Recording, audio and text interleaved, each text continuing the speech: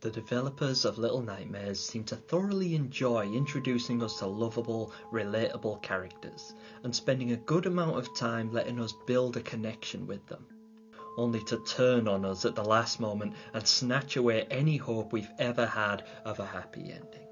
And in my pursuit of postulating potential scenarios, it seems that I've been no different.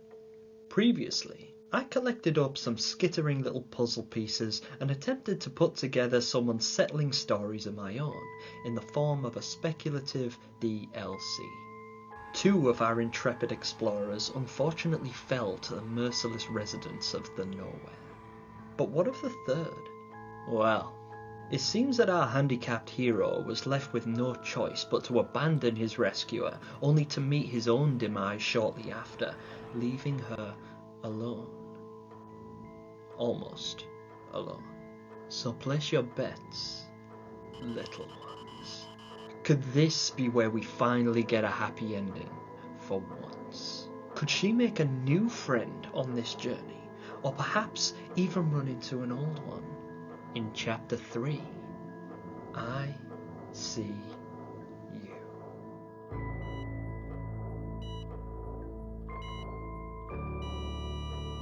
But first, the obligatory spoiler warning. This video will of course contain spoilers for Little Nightmares, Little Nightmares 2, the Sounds of Nightmares audio series, and the Little Nightmares 2 digital comics. As always, this concept is purely speculative, and will therefore contain some entirely fabricated assets, which I will do my best to tie in with the existing lore without deviating too much from the established narrative. Now, with that being said, let's take a look at our next character. The girl with the braids, who I may also call Spoon Girl moving forwards. Also, quick disclaimer, I know that this girl has many names depending on who you ask. Spoon Girl, Nosebleed Girl, Girl with Pigtails, among many others. But her most official name, or at least a placeholder for it, was actually revealed to me whilst answering our next question. Is Spoon Girl canon? As with the last two, Spoon Girl does have an episode dedicated to her in the digital comics. She does have a character model in the game files labelled Child 2, and most interestingly, her photograph can be found in the Nowhere, in which she is depicted using crutches. The picture was even named Crutches in the game files, which is what some people have come to believe is this character's actual name, or at least her official Nowhere name. Now, the previous chapters both opened with a twist to their tale, but given the end of Chapter 2, it seems we already have a solid idea of where this story picks up. After a seemingly very long time left to her own devices, being provided spoon after spoon and inching her way to freedom, we're introduced to Spoon Girl as she emerges from a cavernous hole in yet another cell. Looking weak and defeated, she collapses to the ground, the sounds of the doctor's muffled grumblings echoing through the hall, growing nearer, before the door to her cell suddenly clunks loudly and inches open, bathing the room in a nauseating blue light. Taking our chances, we take control of Spoon Girl and squeeze our way out of the gap afforded to us by the heavy cell door, only to be greeted with a haunting sight. Creeping down the hallway behind us is the Doctor, clutching an unmoving and as yet unidentified child in one hand, as the other gropes at what appears to be a large pile of spoons, which he has placed directly outside of the cell that we've spent the past period of time burrowing out of. We move forwards and around the corner, catching sight of the Doctor enacting his sickening ritual, a look of what could easily be mistaken for glee if his face weren't so warped by gravity, as he pushes another spoon under the door of the cell, pressing his ear to the door as he awaits the inevitable sound of desperate metal hitting tile. But when it doesn't come, he throws the door open, shrieking in horror when he finds the cell empty. As we make a break for it into the staff cafeteria, the sounds of the enraged Doctor slamming cell doors and rapidly approaching can be heard growing louder and louder behind us. rounding the corner and catching sight of us as we make our way down the hallway, stumbling as he goes, affording us enough time to grab what appears to be a mannequin foot from the cafeteria floor and toss it at the elevator button, causing it to open. However, running inside would surely have us cornered.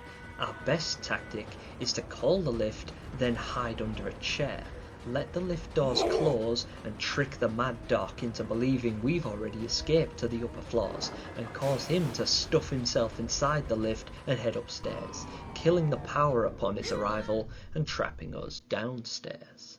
With nowhere else to go, we double back on ourselves, grabbing Ghost Kid's discarded flashlight as we head back into the hallway with the cells, finding them all now closed tightly. But fortunately for us, the good doctor, in his haste, has left the cage door at the far end of the hall wide open. Passing through this exit will lead us to a dull and dingy staircase, littered with mannequin parts, presumably leading to a fire exit somewhere on the upper floors, some of which seem to have collapsed, preventing us from going higher and forcing us to exit through the only open door a few levels up. In what appears to be an entirely new department, we head into a reasonably large waiting room, but this one is not occupied by mannequins. A familiar clicking sound rattles through the silent hall before the static of a television disturbs the serenity of the waiting area, and a very familiar tune starts to play, as we happen upon a disturbingly familiar character. His back to us, and distracted by the television, sits the janitor. Although his appearance looks quite different. He wears no hat, his overcoat replaced by a hospital gown, and his blemished, eyeless skull completely exposed. Creeping behind our recognisable foe, we will notice him discard a pamphlet, one that only those of you who are familiar with the secret ending to Little Nightmares 2 will be familiar with. An advert for the mall. With his long bandy arms now blindly searching for the remote, we, avoiding his long grasping arm, will have to creep across the room, making sure to stay quiet as he surfs through the channels, some of them loud, some of them silent. As we cross the room, we will notice what appears to be a reception area with an open window just out of reach. We will need to take the chair from beside him and drag it across to the desk below the reception area, stopping and starting as Roger flips from channel to channel every few seconds. It's clear that we will only be able to move the wooden chair across the noisy tiles when the television is tuned into a station that is playing music of some description. Otherwise, who knows what would become of us. We cross into the reception area and move forwards into a consultation room where suddenly an electronic alert seems to sound, which we will soon recognise as Roger being called into his appointment. As he abruptly shuts off the television and the sounds of his footsteps start making their way towards us. We will need to pull open a vent grate on the ground and clamber inside, just managing to pull it open and get through as the maskless janitor pushes open the door and hears us making quite a racket. We slide into the chute and cascade into the dark unknown, narrowly avoiding his grasp as his grotesque arm reaches into the vent behind us as the sound of his ghastly, desperate wails echo off the walls of the metallic shaft. Our red-haired heroine reaches the end of the vent, just out of reach of the janitor's spindly fingertips, as we push open the opposite side of the ventilation grate and tumble out into a familiar room. A room which answers why Roger was here, and results in our first achievement. As we are plunged into the mask room, we are met with the door to the right being closed tightly, leaving the path on the left available to take. The door to this room is also closed, but visibly damaged in its lower half. Picking up a heavy metal pipe from the ground nearby, we're able to bash open the splintered timber, the momentum of the final blow sending our character and her weapon tumbling through the gap and into the next area, where a sinister scuttling can be heard, accompanied by an eerie instrumental. As with Monument 6, Spoon Girl will be accosted by animated mannequin hands in this area, and our job will be to fight them off as they systematically dart from place to place, leaping to catch us off guard. After handling the situation,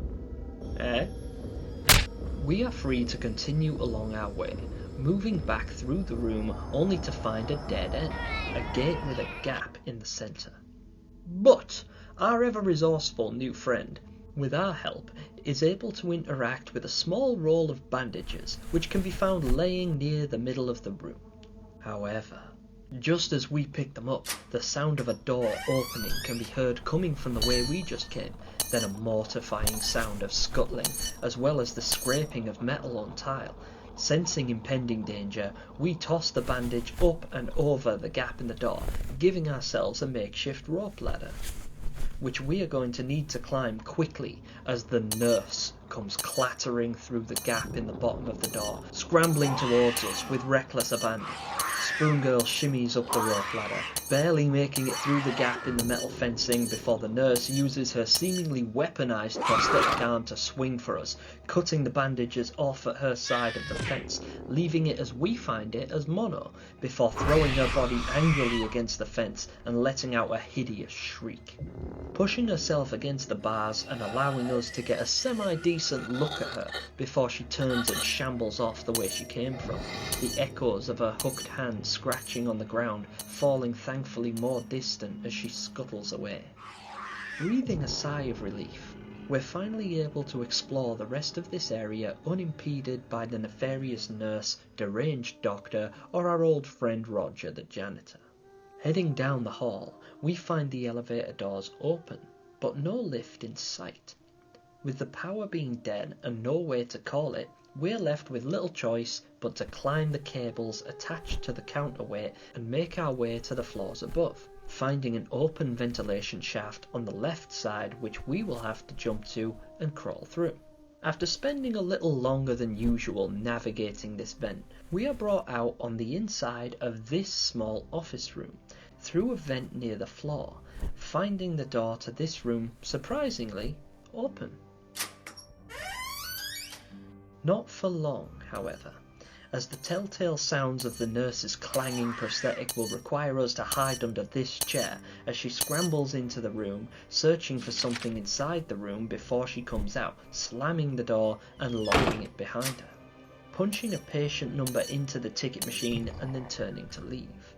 Once she's gone, Spoon Girl is then free to vacate her hiding spot and head back down the hallways, using her flashlight to now see where she's going, as we head back to the place where our helpful little heroine helped the ghost child.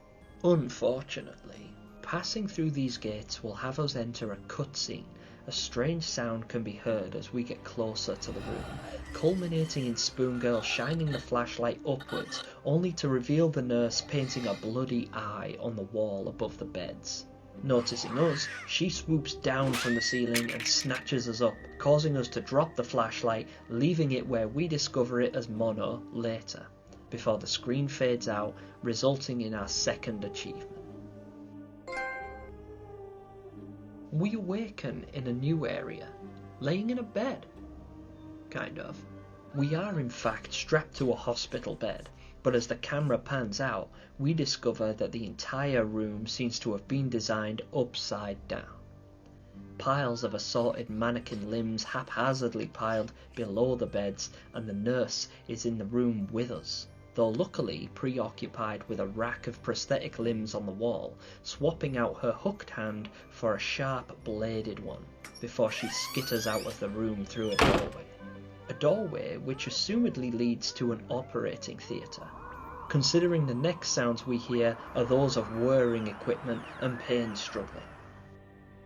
Now with a window of opportunity, Spoon Girl is free to make her escape, her thin frame wriggling free of her bonds, causing her to fall the distance to the ground, the impact thankfully somewhat broken by the huge pile of mannequin parts, and the sound of doing so drowned out by the noise in the next room.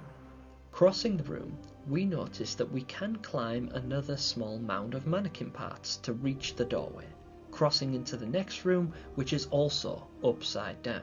the furniture seemingly defying gravity, having been nailed to the ceiling for the convenience of our petrifying paediatrician. This room, however, lacks the mannequin limbs, and our pint-sized heroine is too short to reach the door frame to move into the next room. But close to the entrance, one of the beds hangs limply from a rudimentary suspension system, which is fraying and weak-looking. The frame of which can be reached by jumping from the ground, and upon climbing some of the way, the rope will give way, snapping violently and causing the bed frame to come crashing down to the ground on top of us. Fortunately, the height of the frame prevents it from flattening us, and also will serve as the platform to aid our escape from this room. Once we manage to push it noisily across the room to the point below the door frame and climb out into the next area. We hop down into another area which is considerably larger than the others. This appears to be where the nurse stores the fruits of her labour, as we discover what it appears she has been cultivating in the operating room a few doors down. This area is adorned with large sheets of drying flesh, pinned and hung around the room and dripping into drains and buckets, shelves containing heavy-looking folds of skin, and jars full of organs decorate the room as it becomes apparent to us that the nurse's role within this horrific establishment is to collect skin with which the doctor creates his masks. Of course, our task is to get out of this room in much the same way as the last, climbing one of the shelves and then shifting across to the shelves over the door. Unfortunately, the poorly structured shelving unit will tip over as our climbing compromises the balance of the weight. As the shelf crashes down, it will momentarily close the distance between ourselves and another hanging bed frame, which was just out of reach. We hop to the suspended mattress as the shelf falls and crashes noisily, taking dozens of glass jars with it, which forms a pile of debris and a makeshift ramp, which we can now use to exit the room. But we must do so quickly, as this catastrophic clatter echoes through the large room, grabbing the attention of the nurse, who can be heard bursting through the doors of her operating chamber and clanging violently in our direction.